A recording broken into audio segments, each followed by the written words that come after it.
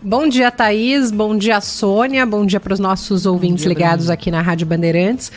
Quando o assunto é veículo elétrico, quase que no modo automático, a maioria das pessoas pensa somente em carros. Mas o universo da eletrificação vai de bicicletas a pequenos aviões e no meio estão os pesados. No Brasil, a curva de crescimento na venda de caminhões elétricos só cresce. 422 unidades nos 6 primeiros meses deste ano, contra 293 ao longo de 2021. Crescimento de quase 45% num curto espaço de tempo. Em 2018, por exemplo, quando projetos pilotos começaram a ser testados nas ruas, somente 3 veículos foram vendidos. Hoje, o nosso país é o único da América Latina que produz caminhões elétricos em série. Por isso, os modelos mais comuns estão disponíveis, inclusive, à pronta entrega. E os clientes são os mais variados, explica o gerente de caminhões elétricos da Volkswagen, Argel Francischini. A gente tem mais demanda para entrega urbana, mas a gente tem clientes que nos surpreenderam. Que onde a gente aplicava o diesel, a gente está aplicando o elétrico. Para nós sendo muito bom como entrar no mercado e para o cliente sendo muito bom porque ele não está enxergando dificuldades em implementar um veículo elétrico na frota que ele tem hoje. O primeiro caminhão elétrico feito no Brasil foi desenvolvido pela Volkswagen, batizado de e-Delivery. O veículo de categoria leve, modelo VUC, roda entre 110 e 250 quilômetros com cada carga completa, da bateria, que é a autonomia. O preço é salgado, vai de 750 mil a R$1 milhão, pelo menos 2 vezes o valor de um caminhão movido a diesel. Há pouco mais de um ano, a Ambev recebeu a primeira unidade de uma parceria fechada com a Volks.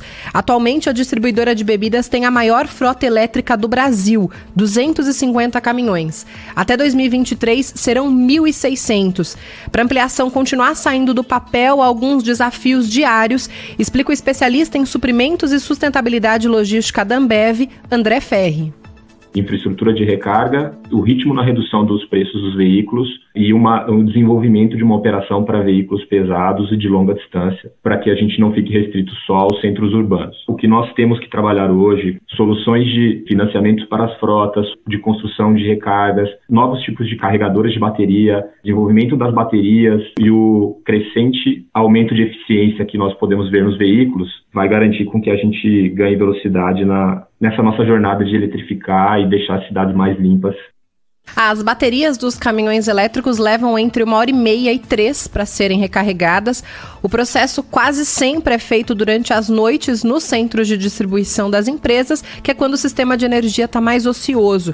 Os 100 primeiros caminhões elétricos recebidos pela Ambev foram planejados somente para rodar entre São Paulo e Rio de Janeiro. Hoje, os veículos já estão espalhados em 20 pontos do Brasil, entre eles Curitiba, Salvador e Fortaleza. Mas a ampliação da rota é como uma pedra no sapato das empresas que utilizam os elétricos na frota, como o Magazine Luiza. Hoje a empresa conta com 51 caminhões que realizam entregas em São Paulo e na Bahia. Em todas, uma margem de erro na carga da bateria é calculada, diz a coordenadora de meio ambiente do Magalu, Aletheia Madak. A gente está operando com 200 quilômetros de autonomia, só para a gente ter ali uma margem, de erro se acontecer algum problema. Mas é exatamente essa grata surpresa que a gente foi descobrindo empiricamente, Trabalhar com os caminhões elétricos dentro de São Paulo tem ajudado muito a gente a ampliar essa margem aí de quilômetros percorridos, justamente por conta dessa realimentação que eles têm, da bateria. Então parece que é quase infinita, quando a gente está dentro da rota de São Paulo. Assim como o Magalu, a frota elétrica da C&A também foi obtida por meio de parcerias com empresas de logística e transporte. A rede de lojas tem hoje 1/4 da frota verde e com isso já evitou a dispersão de 500 toneladas de monóxido de carbono pelo ar.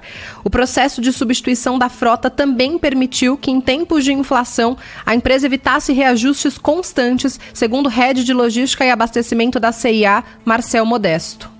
Acaba sendo um benefício duplo, um benefício para o meio ambiente e um benefício para o bolso do cliente, porque nós conseguimos manter uma logística com um custo controlado.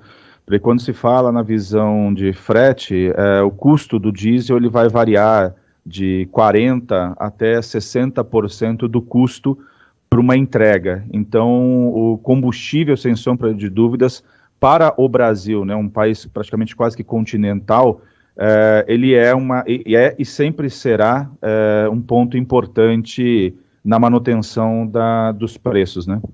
Projeções feitas pela Associação Nacional dos Fabricantes de Veículos Automotores indicam que, em 2030, até 26% dos veículos pesados poderão contar com novas tecnologias que não poluem ou poluem menos, como os elétricos e os híbridos.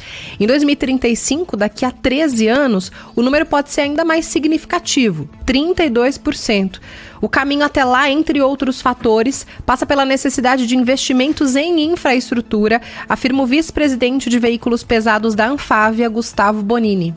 Importante também que essa infraestrutura ela também permeie as estradas para que também contemple o transporte que aí começa a avançar, ou de longa distância, ou quando você está fazendo a migração de uma frota para uma outra região para atender um outro projeto de transporte que acaba surgindo. Então a gente entende que esse será um movimento natural, aumentando a procura, ela se inicia normalmente num fluxo fechado, como a gente chama, ou seja, aquele em que a transportadora e o usuário final, o embarcador, desenhou todo um projeto onde ele vai fazer a distribuição, a entrega do seu produto naquela região, ele já mapeou aonde será feita a recarga, né, ou o abastecimento do seu veículo, e ele vai, à medida em que a tecnologia também avança, tanto de autonomia, tempo de recarga, esses projetos vão aumentando, vão avançando e vão criando novos parceiros, né?